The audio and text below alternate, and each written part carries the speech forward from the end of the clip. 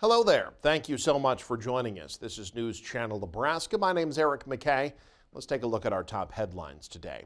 Beginning with a warning from authorities in Madison County. They're telling residents to be on the lookout for a scam caller. The Madison County Sheriff's Office says they've received many reports this week that residents in Norfolk have been getting these calls. The caller has a southern accent but claims to represent the Madison County Sheriff's Office, using specific names and ranks and claiming that the resident has missed a summons to court. The scammers called from this number, 402-495-6497. The Madison County Sheriff's officials say it's possible the scammer purchased a batch of personal information of Norfolk residents from the dark web. Authorities say the scammers may be trying to replicate the voice of the resident using an AI cloner, which could then be used on future victims. The bottom line, a summons for court would be delivered personally by a uniformed deputy and not done over the phone. Anyone who gets a call like this should hang up immediately. Meanwhile, federal efforts to stop illegal immigration are broadening. Executive orders that President Donald Trump signed this week are playing out either in the courts or in action. Now, his administration turning to federal agencies. Amy Kiley has more on some of their new policies. It will not sway our commitment to serving the most vulnerable. The Trump administration is using empowerment and intimidation to stem illegal immigration. A new Homeland Security directive lets more federal agencies identify and arrest people in the country unlawfully. It applies to the FBI, DEA, ATF, and more. Meanwhile, the Justice Department is threatening to prosecute officials who protect so-called sanctuary cities. 11 attorneys general and the ACLU call that unconstitutional. President Donald Trump's border czar it would make the country safer and reduce collateral arrests. When you release a public safety threat out of a sanctuary jail, when we find him, he may be with others.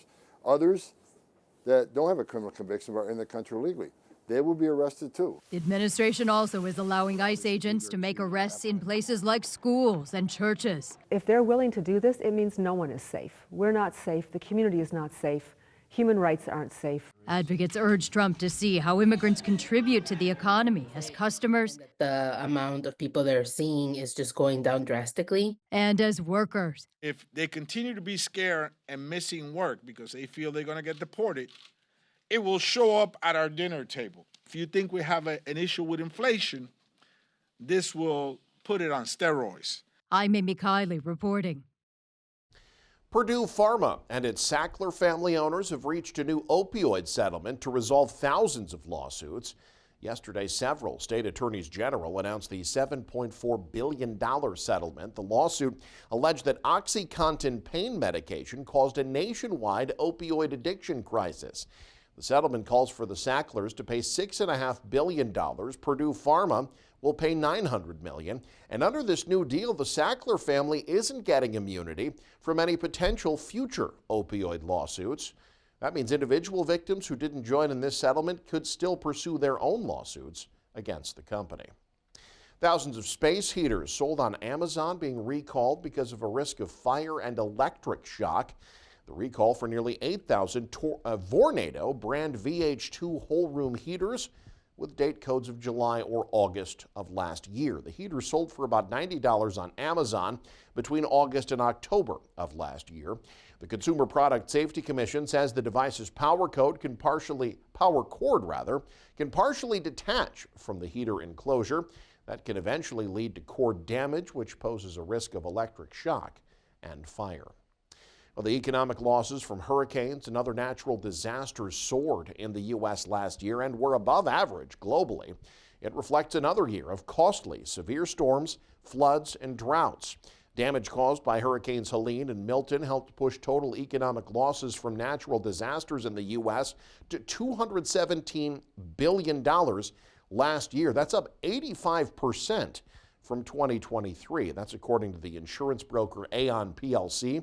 The hurricanes, deadly floods in Spain, and other natural disasters drove worldwide economic losses to $368 billion last year. That's actually down 7% from 2023. It's still about 14% higher than the annual average going back to 2000.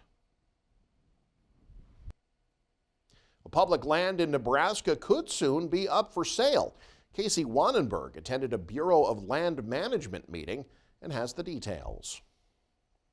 They're small, isolated parcels. In Nebraska, the Bureau of Land Management oversees around 5,100 acres of public land. Mostly in the western two-thirds of Nebraska. The land has been with the federal agency since the Homestead era, but many of the small parcels, mostly 40-acre, 80-acre parcels, could soon be up for sale. The agency held a public meeting in Valentine to explain how it's revisiting its Nebraska land use plan, which identifies land that could be sold. We recognize that the BLM ownership pattern in Nebraska is not particularly manageable, nor is there a tremendous amount of public value to it, given that most of it isn't accessible to the public without adjacent landowner permission. The new plan could designate nearly all BLM land in Nebraska as sellable, aside from around 300 acres in the far northwest corner of the state, where we know that there were Native American tribes that broke out of Fort Robinson and sort of passed through that area, and so there's some significance to that. But is there a need to keep the other land federally owned? That's why BLM is holding events like this to get the public's input. If there is the most important piece of public land in Nebraska that's important to the public that they use, we would love to hear about it. The public comment period for the plan ends February 13th. If you would like to voice your opinion, we put the contact information under this story at newschannelnebraska.com. There, you'll also find a map with all of the BLM land in Nebraska. In Valentine, Casey Wannenberg, News Channel Nebraska. An old service station on the side of a major road stretching east to west through southeast Nebraska will soon be removed, and now that its property has been purchased by the City of Fairbury's Community Redevelopment Authority. The purchase targets this former gas station and car wash on land that it sits on. It's situated on the side of Highway 136 in southeast Nebraska. The station originally opened in 1976, but it's been shuttered for decades. Now, the Fairbury City Council established the Redevelopment Authority in 1999 to identify areas of the city like this that need improvements and recommend the most efficient means to fund those projects, like tax increment financing in this case. Very visible on the highway, and also the entrance to our downtown corridor. So its location within the city is important. It's a valuable lot, again, because of its location. So they're excited about stepping in and hoping to take care of some of the blight in that district to be able to offer it up for new development. In their announcement of the purchase earlier this month, the City of Fairbury emphasized the objective of the project is to remove the blight that outdated buildings present. They also stress the site's being purchased and managed by the Independent Community Redevelopment Authority and not the city itself. What's killing Nebraskans? A new online dashboard designed by the state of Nebraska is keeping track of fatality trends in the Cornhusker state. It's called the Top Causes of Death Dashboard. It's run by the Department of Health and Human Services. The dashboard aggregates death certificate data from 2005 to 2023 with options to look at data broken down by region or demographic, annually or aggregated over a number of years. DHHS officials say the data tells a lot about the overall population's health and wellness in Nebraska and can help the state address new trends. The current leading cause of death in Nebraska since 2005, that would be heart disease, edging out cancer, but cancer is the top killer of Nebraska males. The website can be found by searching top death causes at the DHHS's website. And the first LEGO League Mini Challenge hosted by Northeast Community College took place recently. 4th and 8th graders from all over Nebraska used LEGO Robotics to complete a number of challenges under a tight deadline. Hanky Hazelton has more. 3, 2, 1, LEGO. It's an amazing entry-level robotics program to get kids to learn about how to build as a team, how to program as a team. 9 local teams from Northeast Nebraska learn about a season theme and then build a robot to solve a series of missions in a limited time. Each team has roughly 2.5 minutes to accomplish as many missions on the board as possible. So the teams will have pre-built the robot, pre-programmed it, and they push a button and the robot has to drive around autonomously. Using sensors, they code on a computer or an iPad.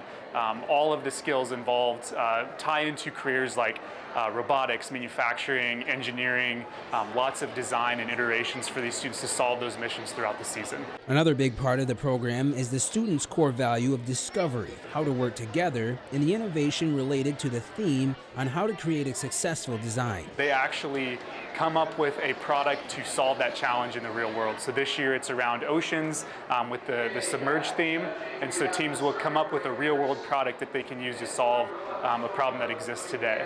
When you put these junior high kids in front of judges and they're presenting at that age, and you start them then, by the time they're high school seniors or go to college or eventually get out into the real world, speaking in front of others is natural. That's the ultimate skill set we're building here, and we're using robots to do so. In Norfolk, Hanky Hazelton, News Channel, Nebraska. And a reminder, you can stay up to date with the very latest by following us online. Head to newschannelnebraska.com, click on the News tab there. You can also follow us on X, like us on Facebook and Instagram as well. Thanks for joining us. Have a great weekend. You're watching News Channel Nebraska.